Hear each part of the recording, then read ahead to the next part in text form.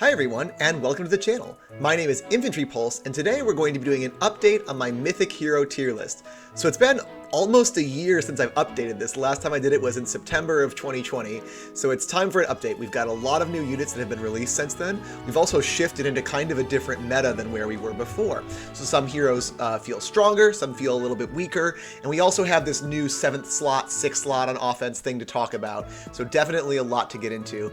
Just remember guys that this is just my opinion. It is an educated opinion, I'll give you that. It is an opinion coming from someone that plays at the top tiers of the game, but it is my opinion. So you probably have a different opinion. Leave that down in the comments. Let's have a discussion about it. Let's all be chill. It's totally cool to have a different opinion. Let's all discuss it, but make sure to be polite when you do so. Be kind to others, you know what I mean? Okay, so without further ado, let's get into ranking some of these heroes. So I'm just going to go through them in alphabetical order because that's the way the tier list sorted them when I added the images in. So that's the easiest way to do it here for me. So first up, we are going to have Altina. So Altina was released a while ago. She is more of a combat mythic. She was built to be a vantage unit. If you remember, if you are familiar with this point, Winter Altina. It's like the prototype of Winter Altina, right? She's got a brave weapon on both phases that also has this encounter, so a great weapon. She would be a lot better if she was a carry unit as opposed to a mythic unit, and because of that, she ends up kind of bad, unfortunately. She doesn't really have any support capabilities at all. She has an exclusive special and an exclusive skill, both of which buff her, not her allies. And you really want your mythics to be more helping your carries as opposed to making themselves good. That said, Altina can tank some hits, and so if you have a comp where you need multiple tanks at once, she can fulfill that role. Also, providing attack is not the worst thing in the world, especially if you're running something like a Vantage carry or a Gale Force comp. That extra attack can be really, really clutch. She can also be Wings of Mercy Gale Force herself with that brave weapon, so she has some options. Even with all that going for her though, you really want your mythics to support your carries rather than try to be carries themselves, and that's why she ends up in the bad tier for me. Next up, we have one of our newest mythics. It's Ashira, also from that same game Altina's in. So we have Ashira here. She provides Null Panic, which is an interesting new ability that, exactly what it says, it nullifies the panic effect. It also provides an attack res buff to her nearby allies, and she herself is like an ally Blade Tome, so she's an incredible nuke. She's a great nuke.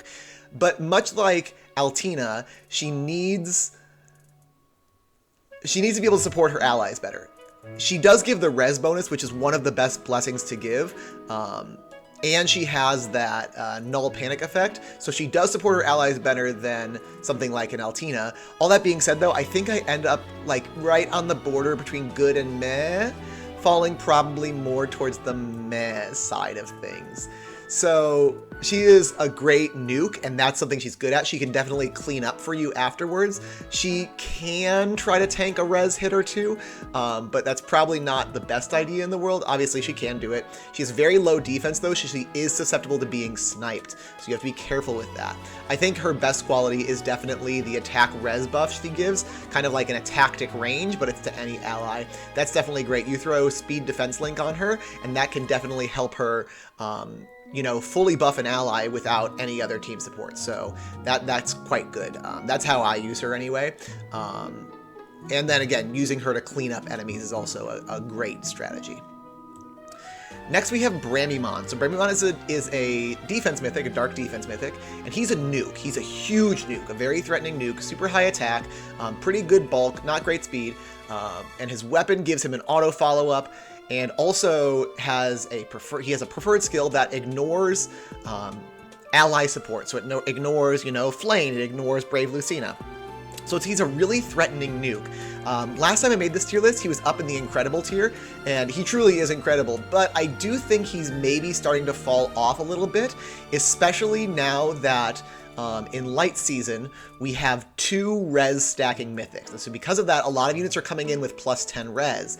And so units that hit res are probably just a little bit worse. So I think I'm going to drop him into great tier. He still could be in that incredible tier, it could be argued, but I'll drop him into that great tier for now just because the meta has shifted in a way that has made him just a little bit worse.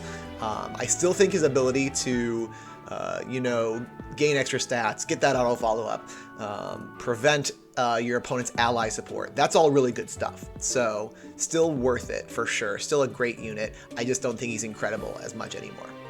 Next is Dagger. So Dagger is an offense mythic. She is our only right now light mythic that unlocks the 6th slot. That makes her inherently valuable. That makes her inherently valuable just because she's another unit on the board. She's another unit to either give blessings, or she's another unit that allows you to run units for score and then run another support unit or another carry unit.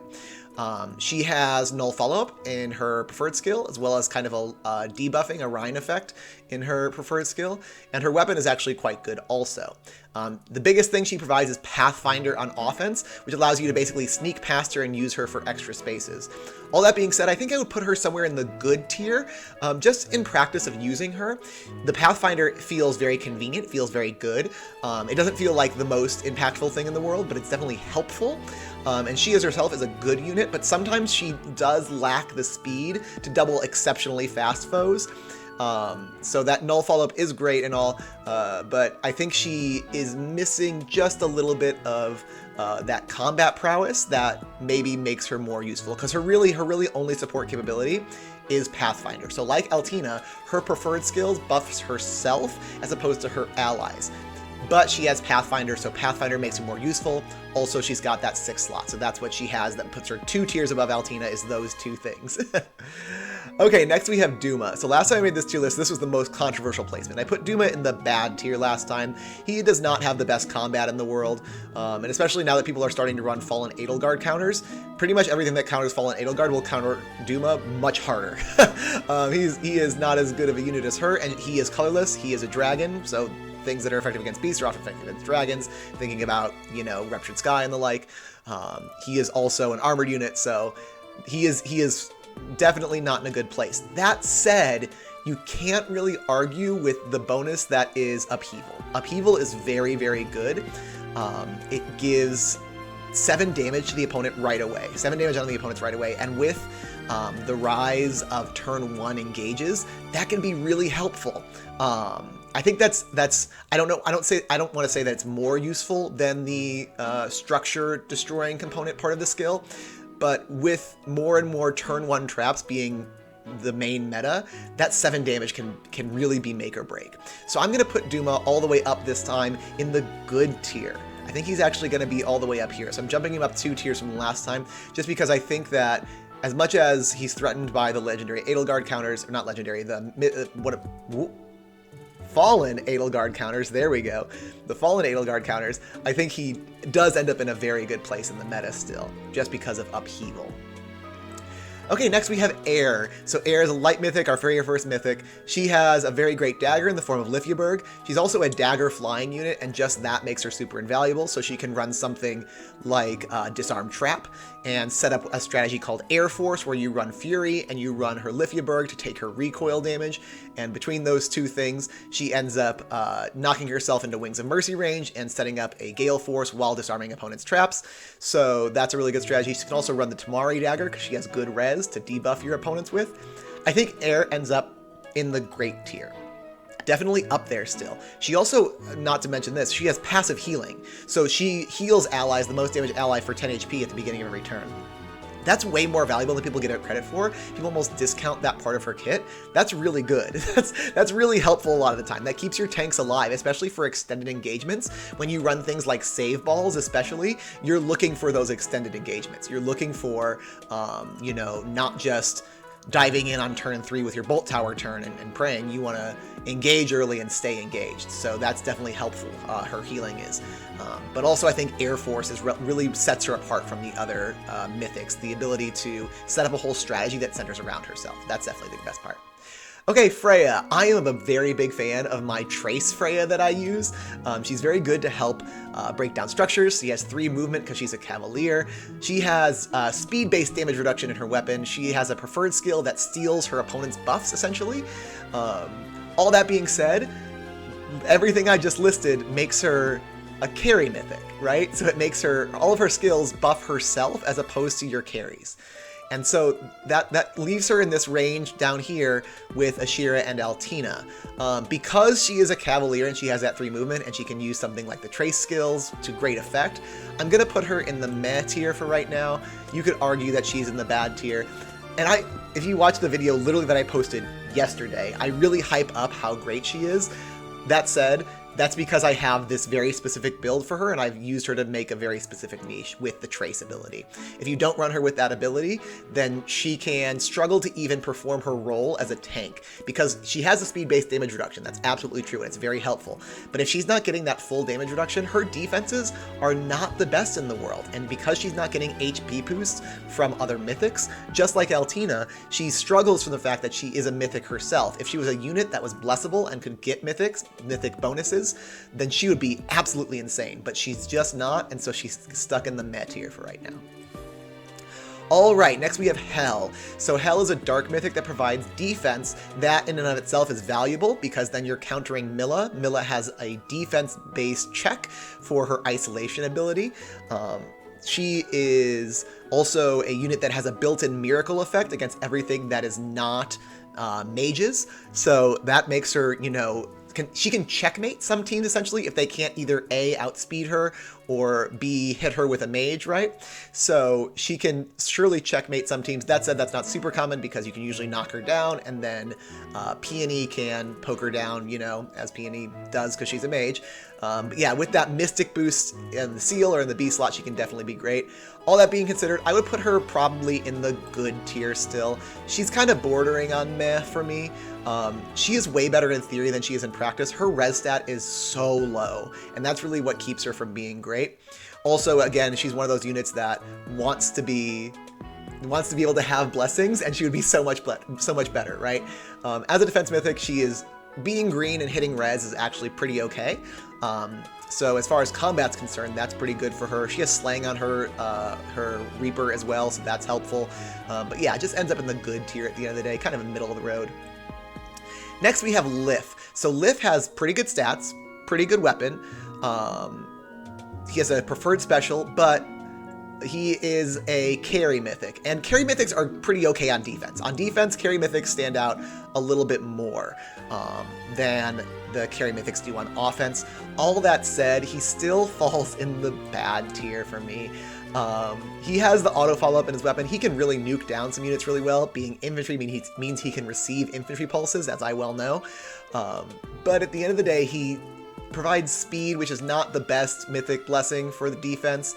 And he's just kind of, he falls into like this weird, like, he can absolutely destroy a team, or he can be absolutely incredibly useless. Because he's a melee infantry unit, that's really what holds him back the most, I think, because he has very short range compared to a lot of these other units. So he needs a lot to help him function. Definitely infantry pulse is a great way to go for him, but yeah, he definitely falls down here in the bad tier, unfortunately. Alright, next we have Mother Milla. Mother Milla has a defense-based isolation, which is really great. She grants a defense blessing, which is also good. Her weapon also supports her allies with giving her a very large range, Spectrum +2 to her allies, so that's actually quite good. This is an example of a unit that maybe doesn't have the best combat in the world, but is built to support her allies, and that's what you want from a mythic. You want your mythics to support your carries and make them great. Obviously on defense, that's a little bit different. You can make the mythics, you know, carries and in their own right. But as far as offense mythics, you want them to support your carries. And because of that, Milla ends up in the incredible tier for me. She's our first one all the way up here. She's just a really good unit. The isolation effect is absolutely meta-defining, and she really pigeonholes you into using certain dancers. Dancers with super high defense, things like Xander, Berkut, Quan, Eldigan. Like, those are the 4 dancers, right, that can really dodge Milla to any effect. You can obviously stack up, you know, like an Olivia or something, and that can be helpful. And chill defense does help you out, so it's definitely possible, but it's a feat to do, and it defines how you're going to build your team. So definitely an incredible unit. Isolation is so powerful. Yeah. Okay, next up we have Mirabilis. So Mirabilis is a defense dancer, so already great because then she's fulfilling 2 roles. She's a mythic that you need for score to reduce your lift loss, and also she's a dancer. Being flying also means that she can provide ground orders, she can use aerobatics. She also has really good defenses, which more than just making her, you know, bulky, which is not really the important because she's still, you know, got low HP because she's a mythic. More importantly, she can soak chill defense, chill res, and dark shrine. So that makes her, a useful unit. Soaks those things away from your frontliners. She also has pretty low attack and not the greatest range in the world, but because she is a flying melee unit, has access to the Odd Tempest skill, which means she can be all the way up to a 3 movement dancer, especially good on something like a turn 1 engage comp. So with all those things being considered, I'm going to put Mirabilis up here in the incredible tier, probably above Milla for right now. Yeah, I think that feels right. She's just, because she can fulfill 2 roles at once, being a dancer and a mythic, and also being a flying unit, being a melee unit, meaning that she can run, Odd Tempest, all these things really bode well for her. Also, she's providing res, which is not the best mythic blessing for defense, but it's not a bad one by any means, so definitely helpful. Next up, we have Naga. So Naga is... she's Naga. She has really like middling stats all the way across the board, so no bad stats, but no good stats really either. And her weapon gives her stats, so she can, boost her own stats kind of quite a bit, actually, with allies nearby. Her real defining feature is Divine Fang. Divine Fang gives dragon effectiveness to allies near her at the beginning of the turn, and that has gone up in value quite a bit since we released Seiros. And so, because of that, I think Naga's actually jumped up. She was in the bad tier last time. I think she's actually jumped up to the meh tier just because she counters Seiros, and Seiros is omnipresent right now because she is the only Anima mythic that gives the 7th slot. So she's present everywhere. She also counters Duma. She helps her units counter Duma. Not that that's, the hardest feat in the world, but she does help. Yeah, just... She herself, I don't want to overhype her, but I think that the fact that she has Divine Fang, and right now in the meta, Seiros is absolutely everywhere, that makes her better than she was before. Enough to go up a tier, I would say. Alright, next we have Lady Not. Or Note. Sorry, the right way to say it is Note. I'm acknowledging that the right way to say it is Note. I'm going to say Not forever. So Not.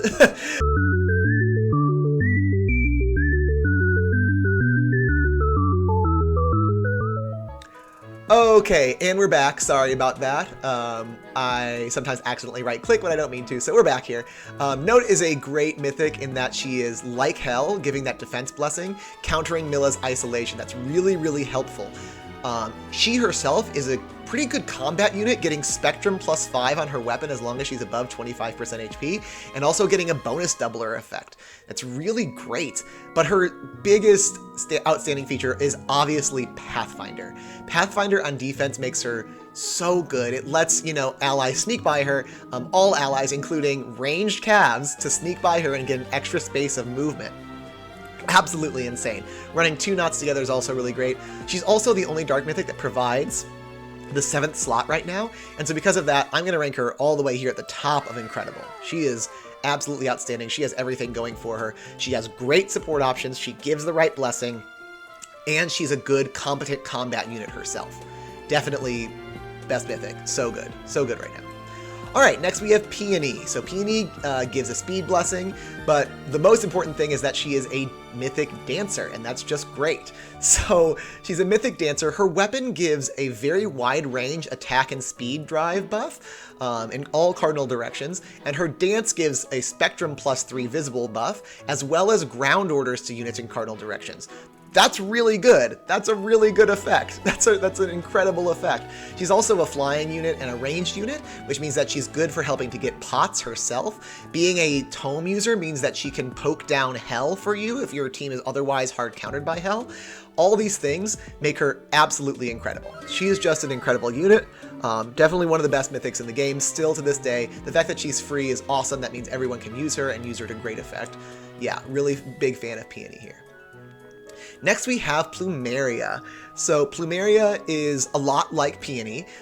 She has a shorter range, but a little bit different, so maybe easier to position in some senses. Attack and res buff, and attack and res buffs are great. Those are 2 of the stats you really, really want on almost every single one of your carries, as well as providing a speed buff herself, which can be very helpful on an offense unit, especially something like a null follow-up unit. She has a preferred dance that debuffs the foe, so that can be quite helpful.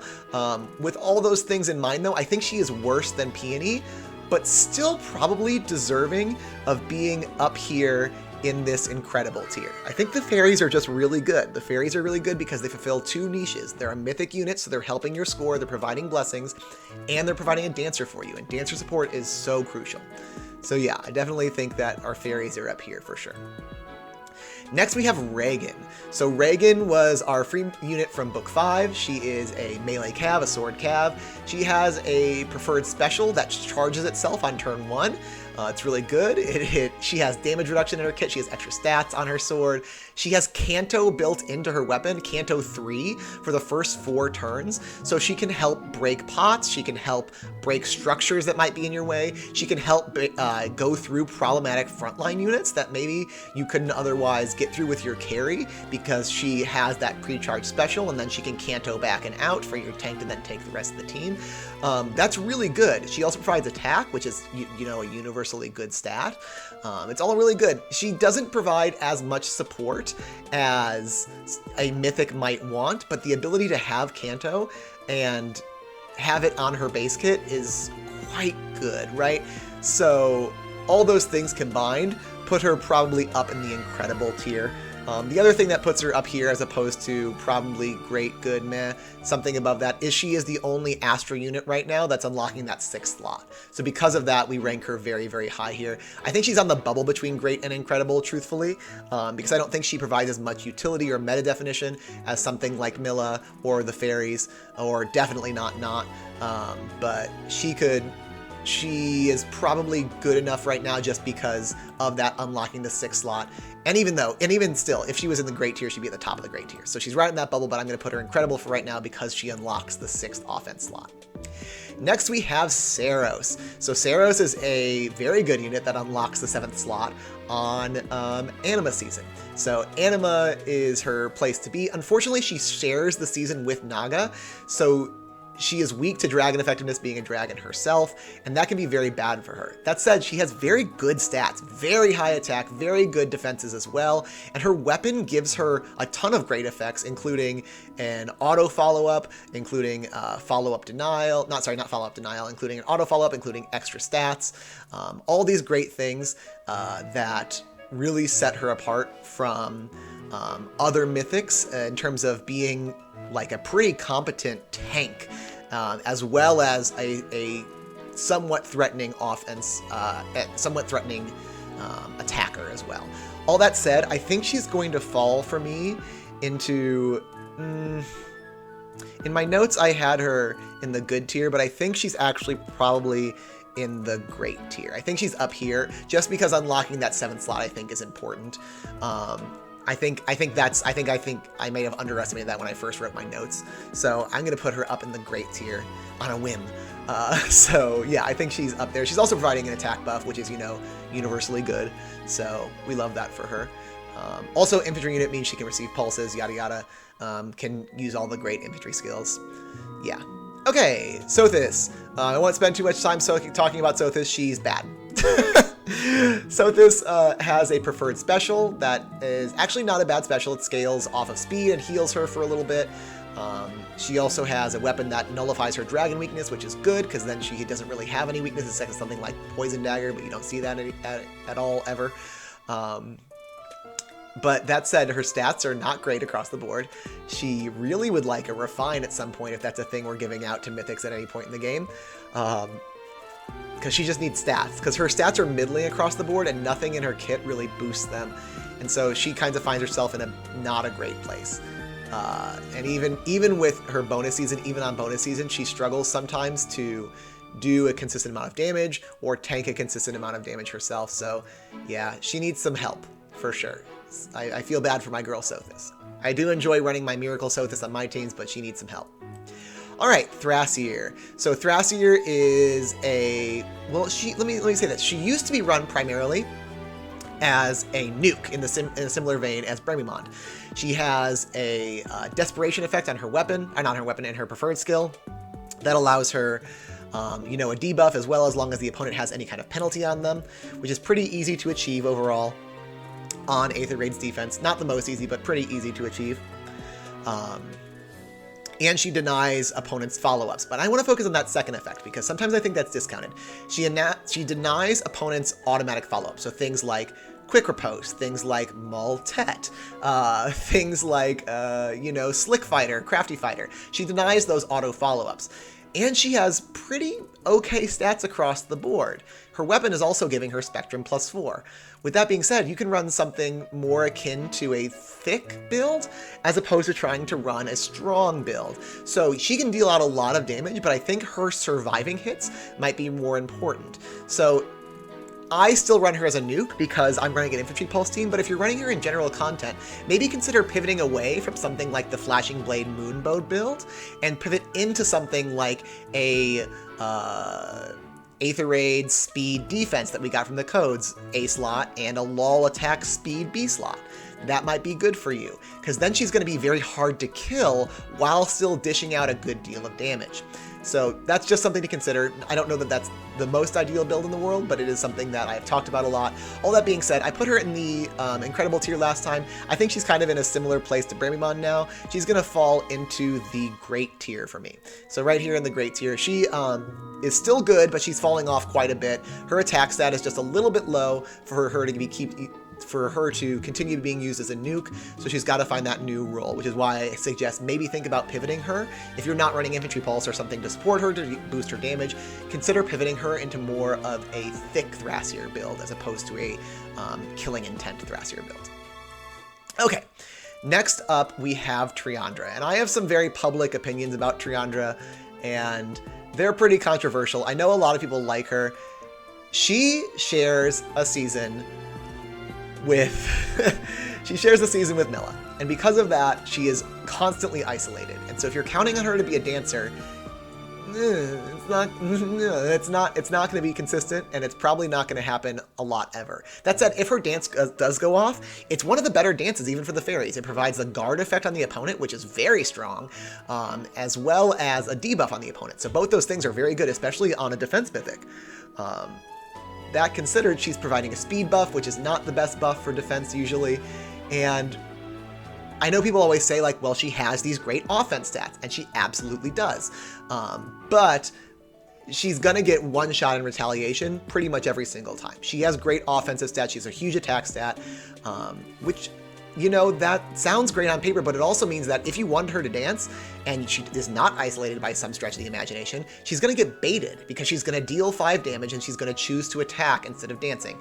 So all those things considered, I don't like Triandra, and I'm sorry if you think she's great. I'm going to put her down in meh, way down compared to the other fairies. That's a controversial opinion, I know, and, you know, if she is a mythic, then if she is your mythic that you have, she can absolutely do great things. And when she's allowed to go off, she absolutely does go off, but that does not happen very often, I'm sorry to say. So yeah, down in mid-tier for Triandra, controversial opinion, bleh, whatever. Okay, Yoon, our last mythic here. So Yoon is one of our earlier release mythics. She is a green mage flyer, so she can provide ground orders. She has, her preferred skill is a debuff to your opponent's highest stat based on a res check that she has to meet. She has an auto follow-up on her weapon. All those things considered that sound pretty okay. No. I would put Yoon comparable to Lif, probably maybe a little bit below him though. Again, she gives the speed blessing on defense, which is not the best blessing to have in the world most of the time. Obviously that can be helpful for some units, but most units is not the greatest blessing to have on defense.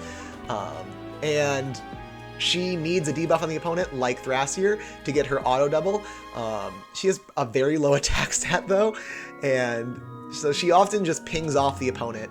Using something like Sturdy Impact can make her useful, especially on her bonus season where she has more stats. But yeah, Yoon is not where you want her to be right now, which is a little sad, but that's where she is. Okay, so looking back over the tier list, fairly balanced overall in terms of how many units I have in each tier. I feel pretty good about this, but again, this is just my opinion. You're allowed to have a different opinion. You may have had some experiences where you think that, you know, Plumeria is not that great, she's overrated. You think that Triandra is one of the best units in the game. You think that Air is overrated and Air Force is falling off. Whatever you think, that's totally valid. That's your opinion. Have a discussion about it in the comments. Let me know what you think about it. But don't be mean. I don't like when you're mean. Yeah, so thanks so much for watching, guys. There's a link down to the Discord in the description. Make sure to hit us up there. It's a really great community, really chill vibes there. There's also a link to my Twitch channel where I'll be streaming tonight, actually, Fire Emblem Three Houses, so make sure to join me over there tonight at 7 p.m. Eastern Standard Time for some Fire Emblem Three Houses content. And make sure to follow the channel on YouTube here if you haven't already. Thanks so much for watching, guys. I'll see you next time. Bye!